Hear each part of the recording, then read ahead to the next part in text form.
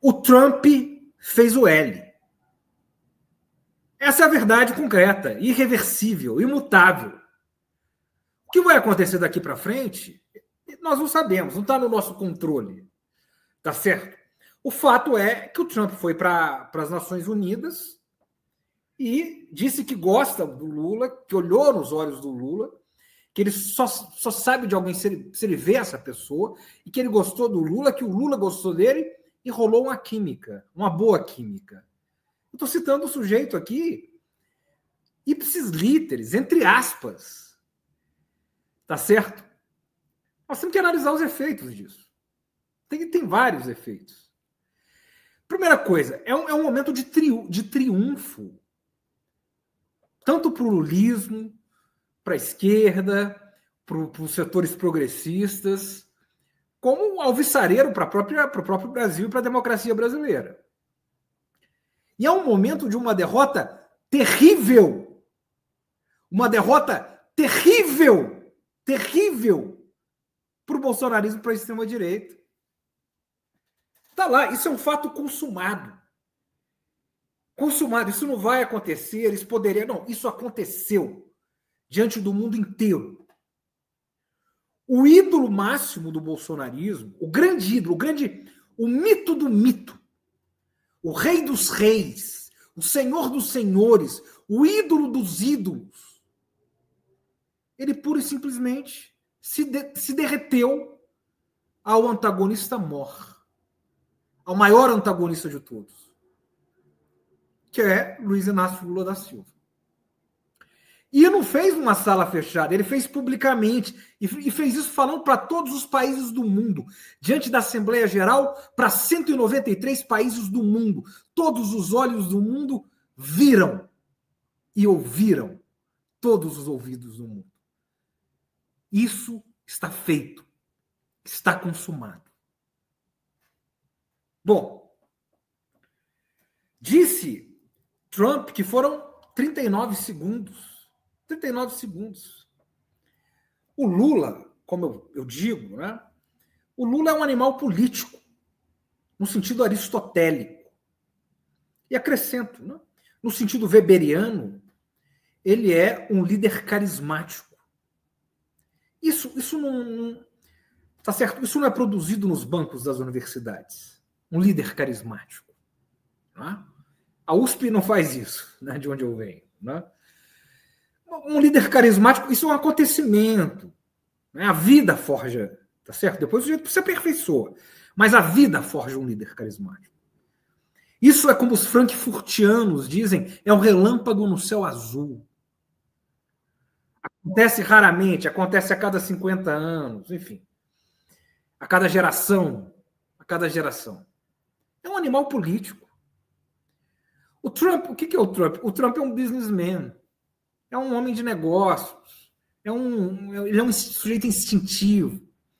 Ou, como uma das nossas convidadas aqui disse na última, a professora Cristina lembrou, né, o Paul Krugman, o Nobel de Economia, diz nos seus artigos, né, ele não passa de um trambiqueiro do lado do Harley, né, se eu não me engano ele veio do Harley, mas um trambiqueiro lá do Harley. Veja, nesses 39 segundos, o curso, o destino dessas duas nações podem ter mudado. Podem mudar. O Brasil é o país mais tarifado do mundo, é o Brasil e a Índia. Isso pode se reverter nesse encontro. Nesse encontro. Em que é inacreditável, né? Em que o Trump elogia o Lula de maneira que ele nunca fez pelo ídolo da extrema-direita, pelo Bolsonaro. O que nós temos, pelo contrário, nós vamos lembrar daquela famigerada reunião, salvo engano, do G20, que o Bolsonaro ficou 45 minutos esperando o Trump passar num corredor. Quando o Trump passou, o Bolsonaro disse I love you, assim mesmo, em inglês. O Trump falou ok, virou as costas e saiu. Então, veja, agora, né, tem duas coisas aqui para a gente ver. Primeiro, né, então isso já aconteceu. Já aconteceu. Agora, primeiro, Você pode atribuir essa vitória que já aconteceu. Isso é uma vitória. É uma vitória que aconteceu. Você pode atribuir isso à burguesia brasileira, né? À burguesia nacional, a suposta burguesia nacional. Será que ela existe para trazer o Florestan Fernandes, o gigante Florestan Fernandes, para a mesa? Foi o Joesley Batista, como alguns setores aí, tá certo? Entendi. Foi o Joesley que foi falar com o Trump, né? Imagina, né? O sujeito vai pressionar o Trump. Foi o Joesley que foi recebido na Casa Branca, falou com o Trump, e aí esse acordo, esse encontro saiu. Você pode atribuir ao Marco Rubio, ao Pete Hegseth, que conseguiu tramar com a diplomacia brasileira esse encontro. Estudando política internacional, né, política americana, política externa americana, vendo que é Marco Rubio e os seus asseclas e a política externa que eles têm para a América Latina e para o Brasil, você pode fazer essa análise, está certo? Não é isso? Então, quer dizer, os louros da vitória, para quem você vai atribuir essa vitória? Ou tem o óbvio. O que é o óbvio?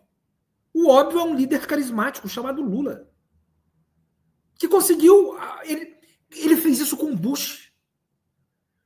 O Bush, ele chamava o Bush de companheiro Bush, sem retroceder. Sem deixar de fazer as críticas pertinentes. O discurso contra a posição dos Estados Unidos na política externa, com relação à Palestina, com relação às guerras do mundo, com relação à soberania, a tarifaço do presidente Lula, a posição no seu discurso antes do Trump fazer o elogio, em seguida, no discurso posterior, a posição do presidente Lula é irretocável. Não há 1 milímetro de concessão. Aliás, é por isso que o Trump respeita ele, porque ele não é um capacho. O presidente dos Estados Unidos não respeita, tá certo? O sujeito que se humilha lá. Olha como é que o Milei saiu agora. O Milei foi pedir mais 20 bilhões lá. A dívida externa, a maior dívida externa da história da Argentina, foi produzida por esses dois fenômenos brilhantes, Milei e Macri, essa dupla de gênios, a maior dívida externa da história da Argentina. O Milei foi pedir mais 20 bi, o que o Trump deu para ele? Deu um tweet impresso. Você está fazendo um bom trabalho. Não é isso? Não respeitam capachos. Não respeitam I love you. Tá? Então, o Lula foi próximo de todos os presidentes estadunidenses. Criticando as guerras ao terror do Bush, criticando as guerras eternas no Oriente Médio. Foi próximo. O Obama disse que ele era o cara. O Obama que foi o mais distante deles. Né? O Biden, eles foram praticamente amigos íntimos. O Lula foi visitar o Biden numa semana, na outra semana o Biden foi o primeiro presidente da história dos Estados Unidos a puxar uma greve com o megafone, o Biden lá, em dias avançados, tá certo? Na porta de uma fábrica, uma cena jamais vista, um presidente dos Estados Unidos com um megafone puxando uma greve. Então, veja, é preciso analisar as coisas como elas são. Tá? Aí os sujeitos lá, os filhos do Bolsonaro, os netos do ditador, né, podem dizer que o Trump fez uma jogada de baboseira. Eles são tremendos. É uma armadilha, é uma tocaia, é um estratagema do Trump para trazer o Lula para a mesa de negociação. Primeiro que é subestimar o presidente Lula. O Trump não é brincadeira. Não é brincadeira. Mas eu aposto que se uma mãe tiver que sair chorando, tiver que chorar nesse encontro, não vai ser a dona Lindu. Não vai ser ela. Pode anotar isso aí. Então o Lula sabe onde ele está pisando. Ele vem de longe. Ele vem de longe. Tá certo?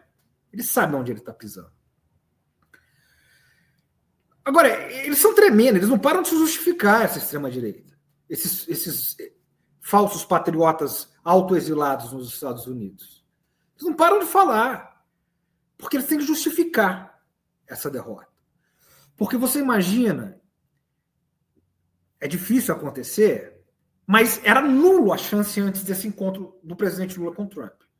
Mas se desse encontro, as tarifas são reduzidas. Depois desse encontro agora virtual que vai haver semana que vem. As tarifas são reduzidas. Qual é o tamanho da vitória do presidente Lula, do seu campo, qual é o tamanho, é imensurável. E o tamanho da derrota é o sepultamento do bolsonarismo. Imagina o grande inimigo. Tudo que eles falam é que as tensões vão aumentar, que as tarifas vão aumentar, que a pressão vai aumentar. Se desse em conto, sai a reunião de semana que vem, e a partir dessa reunião, as tarifas são renegociadas, bom, aí o bolsonarismo vira terra arrasada. Eles perdem o discurso. Esse é o ponto. Agora, ninguém aqui é ingênuo, ninguém está falando que vai confiar no Trump, né? As pessoas confundem. Ninguém está falando que é para confiar no Trump. Mais uma vez, né, o presidente Lula não começou ontem. Né?